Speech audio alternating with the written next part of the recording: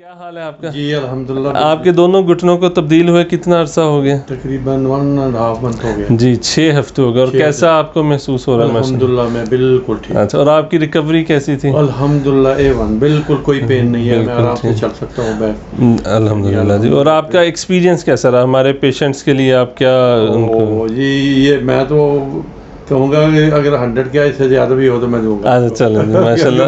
अल्हम्दुलिल्लाह बहुत ही अच्छा और बहुत ही हम्बल और बहुत ही आपने तामन बहुत अच्छा किया। अगर रात के 12 बजे भी आपको फ़ोन किया तो थैंक यू जी। आप हमें अब ज़रा हमारे पेशेंट्स के लिए मोड़ के दिखाएं आपके घुटने कितने मोड़। उसके लिए जनाब मैं तहे दिल से मशहूर हूँ जी।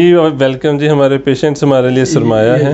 बिल्कुल ठीक है। ये दोनों घुटने इनके तब्दील हुए हैं 6 हफ्ते पे। इनकी माशाल्लाह मूवमेंट्स हैं और ये बगैर किसी स्टिक के आप चल रहे हैं। हमें चल के अब आप दिखाइएगा। बेशक जी अल्हम्दुलिल्लाह। ये देखिए मैं बिल्कुल बगैर सहारे के खड़े हो रहे हैं और चलना फिरना इनका ठीक है अल्हम्दुलिल्लाह। चलें माशाल्लाह जी। बिल्कुल अल्हम्दुलिल्लाह बिल्कुल परफेक्ट। परफेक्ट जी। Thank you.